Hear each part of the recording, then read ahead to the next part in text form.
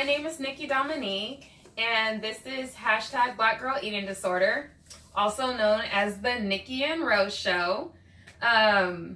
Basically, what we do here is we like to raise awareness about people of different nationalities and different cultural backgrounds that have eating disorders. And we like to just talk about it, different things that go on, happen, invisible illnesses, just a whole bunch of stuff. We're gonna talk about a whole bunch of different things on this channel. So basically, what I've done is I've kind of like redid the whole entire channel and redid everything from when I first started out a couple years ago. I'm kind of restarting and everything because I didn't really know what I was doing in the very beginning. I still don't know what I'm doing now, but we're gonna give it another go. So I am 27 years old. I had my eating disorder when I was in high school. I was diagnosed with bulimia when I was around 19 years old. My family had no idea when I was living at home that I had an eating disorder of any sort. I was very private, kept it to myself. What you hear in the background is my little chihuahua scratching. And then, I went from binging and purging to stopped binging and just purging whatever I ate. And then before you know it, around a year ago, I stopped purging everything that I ate and started slowly cutting things out and just purging whatever the little bitty things that I did eat that I hadn't cut out yet. And each day I would just cut something else out, and before you know it, I wasn't really eating anything, so I wasn't really purging anything. And then I ended up in the hospital in some severe condition, and they diagnosed me because I had a lot of loss of weight. I was like 160 pounds, and I went all the way down to like 110, and they diagnosed me with anorexia nervosa extreme type.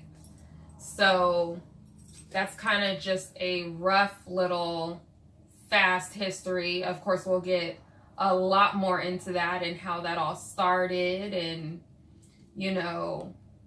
why that started and what brought that on. Not like I really know too much about really why it all started. There's really just a lot of things that happened, I guess, that started all up. But the thing is, I do have an eating disorder, and I'm fighting it every day, and I do wish to recover completely one day, and to be successful. And I'm going to school right now at Sonoma State University, and my major is psychology, and I'm in my senior year. And I should have graduated years ago, but of course, having my illness held me back because I was in the hospital so much, which wasn't good. And I had to withdraw from a lot of classes. So it's taken me forever to graduate and get through my classes with only taking 1 or 2 classes a semester. So that's why I'm so old and still in college. But I've never given up. My education is very important to me. So basically, this show is for everybody, not just people of color, but I'm just putting more emphasis on the cultural background because people have always considered eating disorders a white person's disease or white girl's disease, and it's not. It doesn't matter what color you are or, how you grew up. It's not like a rich person's disease or anything like that. This show is for everybody. If you're Black, you're Mexican, you're Asian, you're of any cultural background, you're rich with an eating disorder, you're poor with an eating disorder, it doesn't really matter. It can happen to anyone, and it happens to everyone.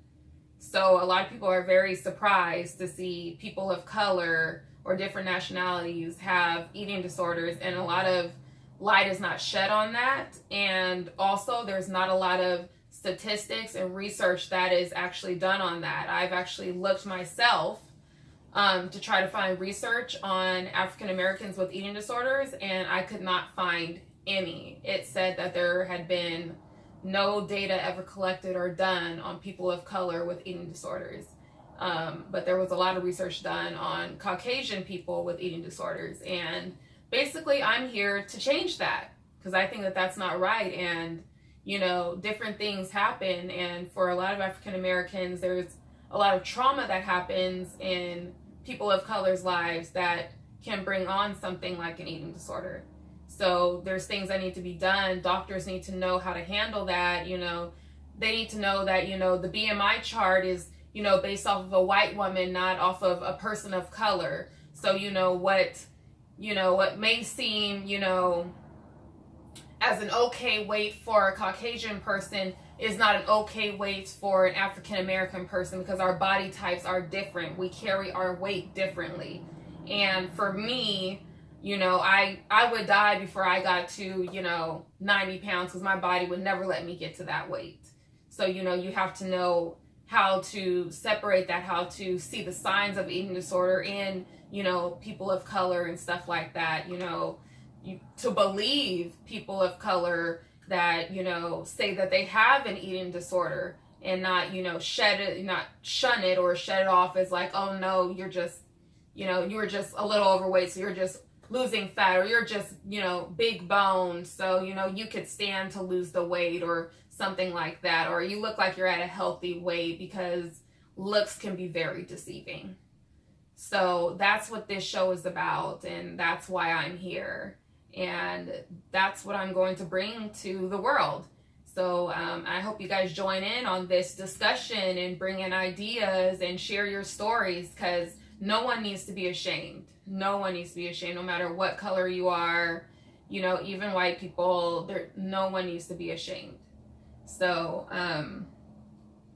we're also going to talk about different diagnoses and invisible illnesses, gastroparesis and, gluten intolerance. There's just so many invisible illnesses, Elmer's disease, that are not talked about, that need to be discussed. And a lot of people have these illnesses and they're just shunned and pushed aside because people haven't heard of them, or it's not very popular, or some people think it's only in the mind, and that's not true.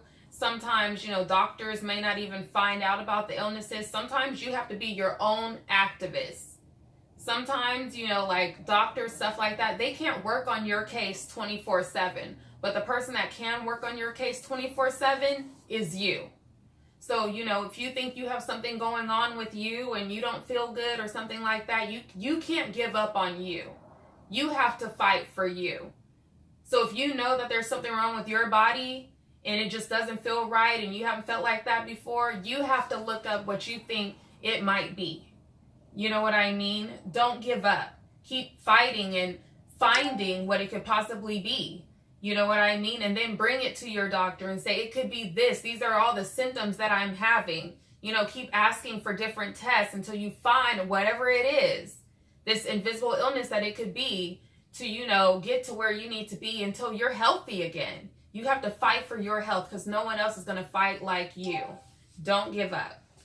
So we're going to talk about those type of things so that, maybe here, in this program, you might be able to find out, what could possibly be going on with you, the different things that, you could get from having an eating disorder that you didn't know about, raising awareness, different treatment centers, different things that, not everyone can afford treatment. So how are you supposed to recover if you can't afford treatment? Don't give up. There's still ways to, recover without treatment. I myself, I'm not really a big treatment person. I haven't been treated right when I have went to treatment due to, being the only African American there and them not believing that, people of color can have eating disorders. And honestly, you know what? I've kind of become a person that, treatment hasn't, been the number one place for me, but I still have, tried to recover without treatment, and I like not being in treatment and trying to recover, and that seems to work for me with the doctors that I do have. Treatment is expensive, but for some people it may not be the answer, but you could still get better outside of treatment. You have the right primary care doctor, right psychologist, right psychiatrist, go to the right outside groups, have a good support system, family and friends, read the right books and stuff like that. And we're going to talk about that type of stuff, because it's not, you can get better without the money for treatment. That shouldn't be a reason why, you're not getting better. It's because you can't afford, treatment to get you there. There's other ways. And so I'm going to bring those to you. Also, I just want to encourage you guys, throughout this process, throughout the show, we're going to have gifts and stuff like that and different things, and just please, you guys, whatever you can do, follow me on Instagram at #BlackGirlEatingDisorder. Follow, subscribe to my channel right here on Black Girl Eating Disorder. Subscribe, and like, share. Follow, tell your friends, your family, follow, you know what I mean? Just share it with your YouTube family and everything, because we got to get this page going. We have to raise awareness. This is a thing that needs to be shared, spoke about, let's do this. Let's, teamwork makes the dream work. Let's be a family and let's do this. So, like I always like to say at the end, out and about like this with a big fat kiss. Mwah! Love you.